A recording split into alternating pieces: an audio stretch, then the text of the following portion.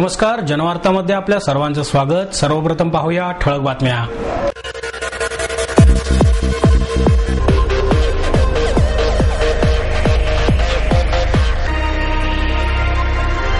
आंतरराष्ट्रीय स्पर्धेला तोंड देण्याची मानसिकता ठेवून आपली विद्यापीठे सक्षम बनली पाहिजेत, सार्वजनिक बांधकाम मंत्री छगन भुजबळ यांचं मत। पंतप्रधानांच्या उपस्थितीत वनराईचा रौप्य महोत्सव 1 ऑक्टोबर पासून होणार सुरू। आणि पुणे जिल्हाधिकारी कार्यालयाने राबवलेल्या शून्य प्रलंबितता आणि दैनंदिन निर्गती या प्रक्रियेसाठी ISO 9001 प्रमाणपत्र मुख्य सचिव रत्नाकर गायकवाड यांच्या हस्ते प्रदान। आंतरराष्ट्रीय स्पर्धेला तोंड देण्याची मानसिकता ठेवून आपली विद्यापीठे सक्षम बनवली पाहिजेत, असे मत सार्वजनिक बांधकाम मंत्री छगन भुजबळ यांनी व्यक्त केले। सिम्बायोसिस विश्वभवन सभागृहात सिम्बायोसिस संस्थेचे संस्थापक आणि अध्यक्ष डॉक्टर शांब मुजुमदार यांच्या अमृत महोत्सवानिमित्त गौरव ग्रंथाचे प्रकाशन भुजबळ यांच्या हस्ते करण्यात आले। यावेळी ज्येष्ठ शास्त्रज्ञ रघुनाथ माशेलकर, वनराईचे अध्यक्ष Mohan Dharia, common man RK Laxman, Kamala Laxman, Sanjeevani Mujumdar, Symbiosis आंतरराष्ट्रीय विद्यापीठाचे कुलगुरू डॉक्टर भूषण पटवर्धन आदी मान्यवर उपस्थित होते। भुजबळ पुढे म्हणाले, परदेशी विद्यार्थ्यांना आधार देऊन डॉक्टर शांब मुजुमदार यांनी शैक्षणिक क्षेत्रात महत्त्वपूर्ण काम केले आहे। इंग्रजांबरोबर आधुनिक शिक्षण पद्धती महाराष्ट्रात आली। शासनाने मोफत आणि सक्तीचा कायदा केला। डॉक्टर बाबासाहेब आंबेडकर यांनी संविधानात नमूद केलेल्या शैक्षणिक बाबींकडे लक्ष देण्यासाठी शासनाला 60 वर्षे लागली। आज शासनाची फसवणूक करून अनुदानही मिळवले जाते। बोगस कारभाराला आळा घातल्यास शासनाचे दर वर्षाला 2000 कोटी रुपये वाचतील, असेही भुजबळ यांनी सांगितले। डॉक्टर माशेलकर म्हणाले, डॉक्टर मुजुमदार हे केवळ संस्था स्थापन करणारे नाहीत, तर ते स्वतः एक जागतिक दर्जाची शिक्षण संस्थाच आहे। अशा शब्दात डॉक्टर मुजुमदार यांच्या कार्याचा माशेलकर यांनी गौरव केला।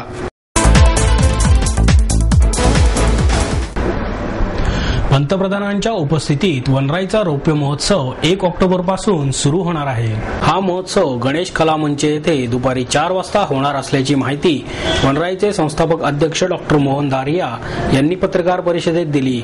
यावेळी डॉक्टर सतीश देसाई, नितीन देसाई, डॉक्टर बाळ पाटील आदी उपस्थित होते। पर्यावरण संवर्धन, वनीकरण, ग्राम विकास आदी क्षेत्रात पायाभूत काम करणाऱ्या वनराई संस्थेच्या रौप्य महोत्सवाप्रसंगी डॉक्टर मनमोहन सिंग, महाराष्ट्राचे राज्यपाल के शंकर नारायण, मुख्यमंत्री पृथ्वीराज चव्हाण आणि उपमुख्यमंत्री अजित पवार आदी मान्यवर उपस्थित राहणार आहेत।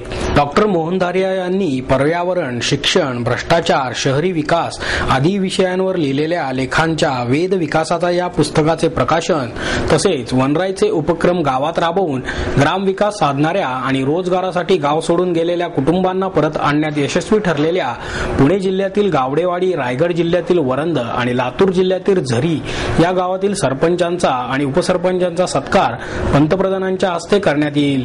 पुढील वर्षापासून ग्रामीण विकासासाठी भरीव काम करणाऱ्या सामाजिक संस्थेस 5 लाखांचे पारितोषिक देण्यात येणार असल्याचे धारिया यांनी यावेळी सांगितले।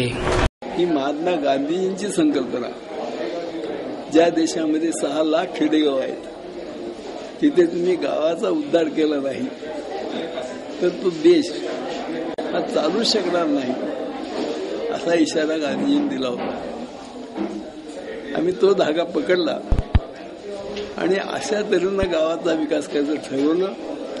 तिथे चांगलं शिक्षण देऊ, आरोग्याच्या सुविधा देऊ आणि विशेष म्हणजे कामाची साधनं नाही, रोजगार नाही म्हणून लोक शहराकडे येतात, तर गावातच त्यांना कसा रोजगार मिळेल ही व्यवस्था आपण केली। चांगल्या तऱ्हेची जमीन उत्पादनक्षम कशी होईल, पाणी कसं आडेल, मरेल, जनावरांचं दूध कसं वाढेल आदी विविध कार्यक्रम सुरू केले।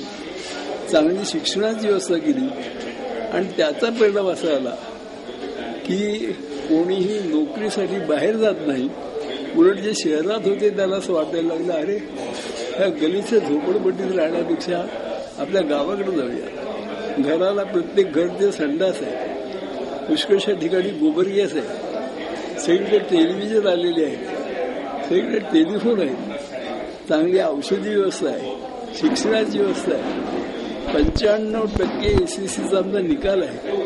अरे हे सोडून आपण कुठे शहरात बसलो, तेव्हा इकडे आले। त्याच्यातून त्यामुळं हा आमचा कार्यक्रम ही आमच्या तर नवी दिशाच ठरलेली आहे. गावागावात आम्ही करायला ठरवलं. त्याचबरोबर आपल्या इथे यात्रा होतात, तिथे लाखो लोक जमतात. तेवढ्यांना संडास पूर्ण शक्य नसतं. मोबाईल संडास शोधले तरी पुरत नाहीत आणि लोक सगळ्या ठिकाणी स्वतःचा प्रातर्विधी करतात. पंतप्रधान येणार आहेत, त्यांच्या कामाची आम्ही तुम्हाला कल्पना दिलेली आहे. आमचा हेतू असा आहे, यामुळं पंतप्रधानांचा सर्व कार्यकर्त्यांना त्यांचं ते अभिनंदन करतील, हमखास करणार आणि एक त्याला नवी चालना देतील. आमच्या सगळ्या ह्या कामाला शेवटी आमचं काम करतात ना, ते आम्ही नाही करतो, आमचे ग्रामस्थ करतात, आपले वनराचे कार्यकर्ते करतात, आपले शासकीय अधिकारी करतात, तुमच्यासारखे पत्रकार करतात. या सगळ्यांच्या त्या कामाला गती येईल आणि हे काम वाढेल. आणि माशेलकरांच्या सारखी आम्हाला असे तज्ज्ञ मिळाल्यामुळं आमचं हे काम हे ठोस पायावर उभं राहील. म्हणजे आज माझं वय 87 आहे, मी उद्या असेल नसेल, पण वनराई ही तुम्हाला हमखास सतत सेवा करताना दिसणार.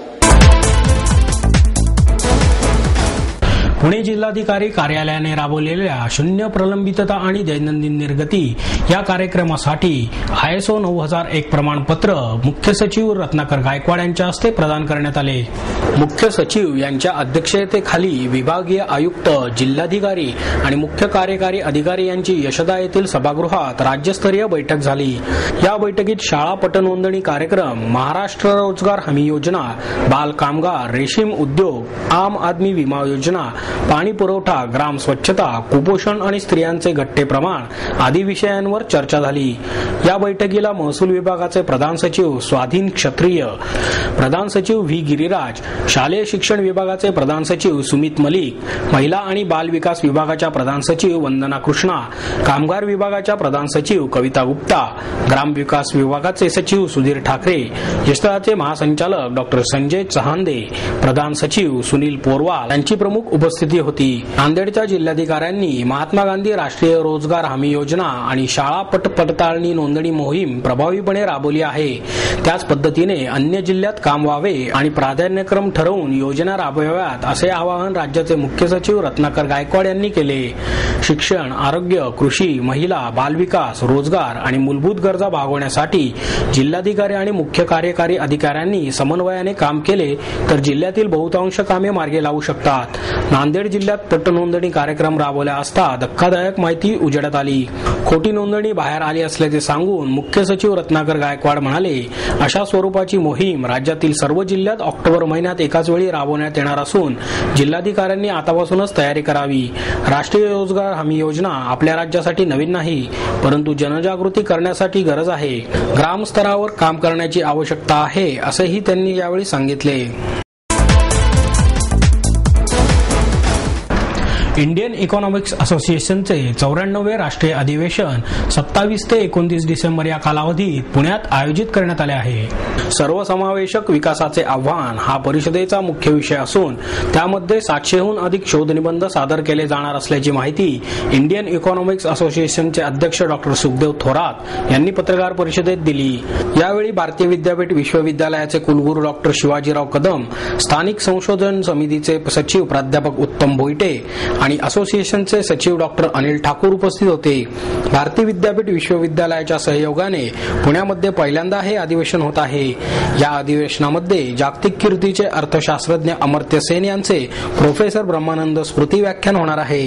याशिवाय प्रोफेसर ईश्वर जज Ahluwalia, doctor YV Reddy, doctor Ashok Gulati, doctor Vijay Kelkar, doctor Martin Ravallion यांसारखे ज्येष्ठ अर्थतज्ञ उपस्थित राहणार आहेत.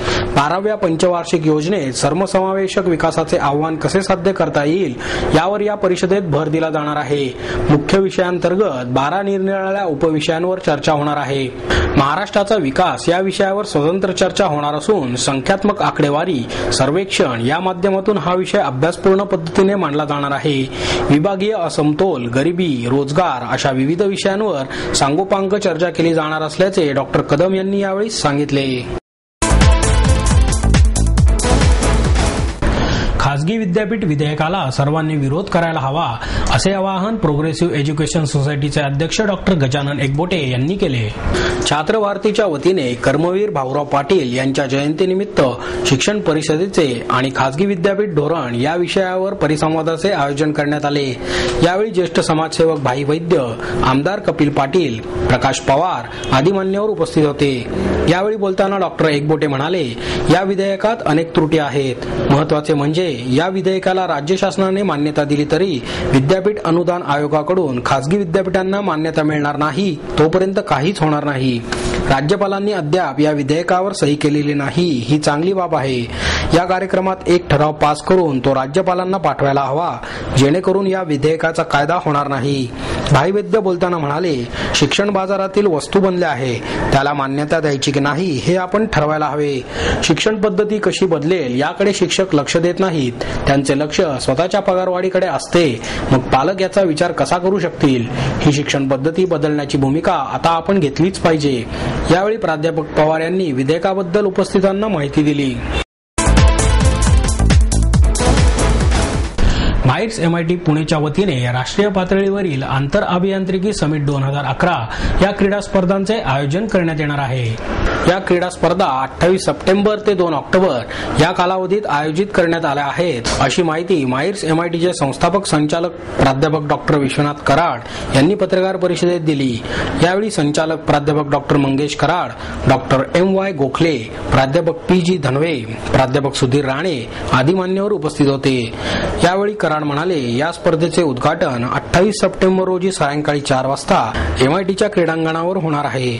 या समारंभासाठी राज्याचे क्रीडा आणि युवक कल्याण मंत्री पद्माकर वळवी प्रमुख पाहुणे म्हणून, तर क्रीडा आणि युवक कल्याण विभागाचे आयुक्त शिरीष कारले हे सन्माननीय पाहुणे म्हणून उपस्थित राहणार आहेत. या स्पर्धेमध्ये cricket, football, basketball, volleyball, baseball, badminton, table tennis, lawn tennis, chess, carrom, squash, water polo, swimming आणि रोईंग अशा एकूण 14 क्रीडा प्रकारांचा समावेश करण्यात आला आहे, असंही कराड यांनी यावेळी सांगितले.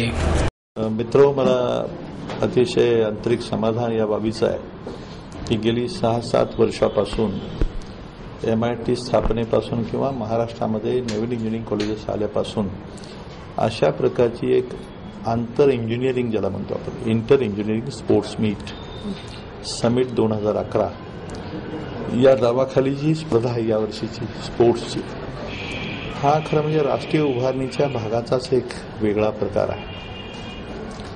सर्व विद्यार्थी हे आमचे इंजिनिअरिंगचे, मेडिकलचे हे बुद्धिमान असतात, हुशार असतात, अभ्यासात चांगले असतात, परंतु त्याचबरोबर त्यांनी आपल्या शारीरिक क्षमतेकडे लक्ष देणं गरजेचं आहे.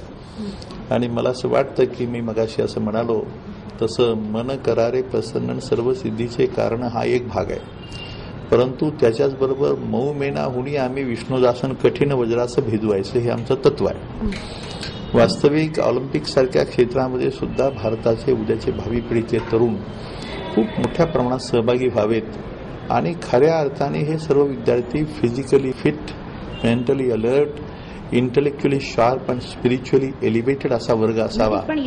आणि याच्यातून ज्या काही स्पर्धा आहेत याच्यामध्ये मला सांगायला बरं आनंद वाटतो की साधारणपणे 4000 विद्यार्थी सर्व देशभरातले याच्यात सहभागी होत आहेत. सर्वात वैशिष्ट्य असं आहे की रोईंग सारखी कॉम्पिटिशन असेल, बोट क्लब सारखी कॉम्पिटिशन असेल, स्विमिंग असेल, इतर अनेक जे स्पोर्ट्सचे प्रकार आहेत नवीन याच्यातले, ह्या सर्व स्पर्धांचं आयोजन याच्यात केलं गेलं आहे आणि विद्यार्थ्यांचा प्रतिसाद खूप सुंदर आहे. मला असं वाटतं की या सर्व स्पर्धेच्या माध्यमातून एक वेगळे प्रकारचं चैतन्य सर्व आमच्या विशेष करून प्रोफेशनल कॉलेजेसमधल्या विद्यार्थ्यांच्या मध्ये, शिक्षकांच्या मध्ये वाढेल.